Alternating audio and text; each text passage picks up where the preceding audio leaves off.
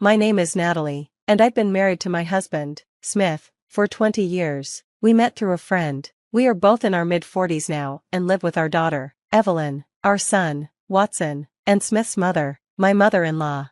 Before we got married, my husband seemed like a caring, dependable man who loved his mom, but after we married, it became clear that his mother really adored him. He often put her first, even over our family. When I tried to talk to him about how badly his mom treated me, he would just say, "My mom is right," and wouldn't listen to me. Life was easier when we lived apart from her, but when our son was born and my father-in-law passed away unexpectedly, my husband felt we should move in with his mom to take care of her. Once we moved in together, my mother-in-law's behavior toward me only got worse. Now, we had 2 kids to look after, plus my mother-in-law's living expenses added to our budget. My husband's salary wasn't enough to cover everything, so I had to start working as well. My mother-in-law didn't like this. She said a wife should stay at home and care for the house, not work outside, but I had no choice. I started working full-time, despite her objections. Naturally, I couldn't keep up with all the housework. Things got tough, and I asked my husband for help, but he would just lie on the sofa playing games on his smartphone whenever he was home. Instead of telling him to help, my mother-in-law would say, "Smith is tired from work. Natalie should take care of everything at home." To make matters worse, my mother-in-law wouldn't do anything for herself and left all the work to me. My husband didn't seem to mind and stopped helping around the house. In the end, while working full-time, I had to take care of all the housework and childcare for our family of 4, including my mother-in-law. On top of everything, my mother-in-law started demanding $500 a month from our household budget. Even though she didn't contribute anything, she didn't pay for any of her own expenses. Everything, from food to utility bills, came out of our budget. When I refused to give her the allowance, she argued that the household income was Smith's money, so I had no say in how it was spent. My husband agreed with her, saying, "It's my money, so I can give it to my mom if I want to." Neither of them understood why I had to work full-time, but if I ever missed something in the housework because of my busy schedule, my mother-in-law would criticize me for everything, from the meals I made to how I cleaned. She'd complain, "Take out again tonight? Poor kids." Or, "Natalie, your cleaning is really sloppy," pointing out every little mistake. Even when I asked for help with the kids, neither my husband nor my mother-in-law would lift a finger. One of her favorite lines was, "When I was young, I did all the housework and childcare myself." She would go on and on about how great she was as a wife and mother and how I wasn't measuring up. My husband would just listen and say nothing, making me feel even worse. I could have tolerated all of that, but what hurt the most was when my mother-in-law told my kids, "You two are really unfortunate. A careless person like your mother doesn't deserve to be a mom." I had never neglected my children, yet she had the nerve to say that. Thinking about how my kids must have felt hearing those words made me incredibly frustrated. Then one day, I found out my husband was having an affair. The same man who neglected his household duties because he was too busy with work and spent his days off lounging around had betrayed me. Even after I found out, he blamed me, saying, "You're always nagging me to help at home, so I never get a break." My mother-in-law joined in, saying, "This happened because you're not a good enough wife." They even told me, "If you have complaints, then leave." All the effort I had put into keeping our family together felt pointless. I felt like something inside me broke. As our discussions about our marriage went on, I became more and more exhausted. Finally, during one of our talks, I said, "Fine, I'll leave." My mother-in-law didn't get angry or surprised. She just laughed and said, "Oh, you're finally leaving. Well, it won't make a difference whether you're here or not." Even my husband was indifferent, saying, "With mom around, it's the same as if you were here. Do whatever you want." He probably planned to invite his affair partner over right away. They both seemed to think nothing would change if I left. All the work I had done for our family felt meaningless. I felt emptier than sad. It seemed like everything had been in vain. When the divorce was finalized, I asked my kids, "What will you do?" My teenage daughter and son replied, "We'll stay here. Grandma can handle things. Don't worry, we'll stay." My mother-in-law smiled smugly and said, "Of course, who would want to go with a mother who can't even manage housework or childcare?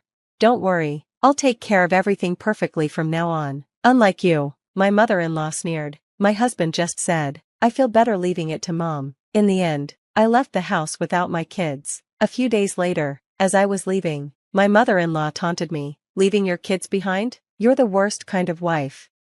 I left, feeling ridiculed by her. Months later, After I had finally stabilized my life, I got a call. It was from my mother-in-law. "Natalie, where are you?" she asked urgently. I had left my contact information for the sake of my kids, but I was still surprised to hear from her.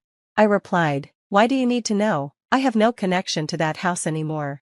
She didn't answer directly but said, "Our home is a mess since you left. Everything's gone downhill." I was stunned, unsure of how to respond. She continued, "Every weekend, I have to take Watson to his soccer matches. I even have to drive him and buy drinks for everyone when it's our turn. Plus, I have to wash his muddy uniforms. No one told me I'd have to polish soccer balls. And then there's driving Natalie to and from school, which is costing extra for her remedial classes. On top of that, Smith's income isn't enough to cover the mortgage, so now he's telling me to work. I have to get a part-time job, and when Smith gets home, he just lies on the sofa. He can't even put his dirty clothes in the laundry basket. I'm tired from working part-time, but he does nothing, saying he's tired. I have to do all the housework and laundry for the entire family by myself, and yet all she does is complain about the food I make. Natalie, please come back." My mother-in-law's voice was almost a scream, clearly worn out, but I responded calmly, "Weren't you and Smith the ones who told me to leave? Weren't you supposed to handle everything perfectly on your own, unlike me?" I could tell my mother-in-law was shocked on the other end of the phone. Her situation was exactly what I had been dealing with just a few months ago, working to support the family, handling all the housework and childcare alone, with a husband who wouldn't help. But unlike me, she didn't have anyone to complain about, so in a way, she was better off. Probably, she thought the woman my husband had an affair with would step in and take over, but that woman left him right after I moved out. Who would want to join a household with a mother-in-law and 2 kids from a previous marriage? They probably thought she would fill the gap I left, but their plan failed. Now, my mother-in-law was realizing the reality of the situation, but it was too late. This was exactly what my kids and I had anticipated.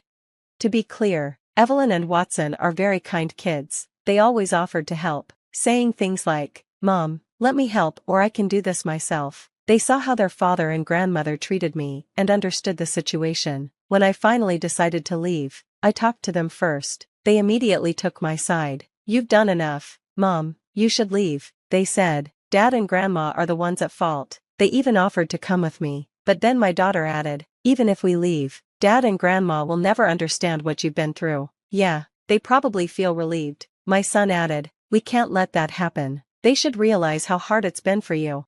So, they chose to stay behind, believing their father and grandmother would never understand my struggles if they left too. With that in mind, they decided to stay at home on their own. My mother-in-law had no idea about this and assumed. I knew the outcome would be clear. My mother-in-law could never replace me. I had always known my husband wasn't reliable, but without my help, they wouldn't be able to manage the house, take care of the kids, or even handle the finances, especially with just my husband's income. I had been the one doing all the housework, taking care of the kids, and working, while my husband and mother-in-law did nothing but complain and push everything onto me. Now they were finally feeling what I had been juggling all along. I regularly received updates from my kids about what was happening at home. They told me my husband's plan to marry his affair partner had fallen through. My mother-in-law had to get a part-time job because my income was gone, and she was struggling with housework and childcare. Meanwhile, my husband still didn't help at all. Everything fell on my mother-in-law's shoulders. My kids told me the house was a mess, and the meals were half-hearted. "They must realize now how hard you had it, Mom," they said. "They must finally understand who was holding the household together."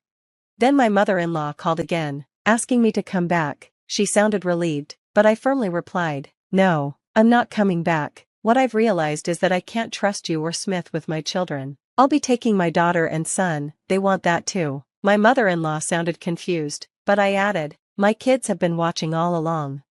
After that, my daughter, son, and I started a new life together. During the divorce proceedings, I made sure to claim compensation and child support through my lawyer. I took a lump sum to secure our future. My husband and mother-in-law had to give up their house because they fell behind on the mortgage after paying the lump sum for child support. Later, I found out that the reason my husband didn't remarry his affair partner was that she already had a family. He ended up being sued for compensation in another divorce case, which led to even more debt. Now, they're living in a cramped apartment, blaming each other for their problems. It's sad to see a family end up like that, but as for us, the 3 of us are living happily, supporting each other every step of the way.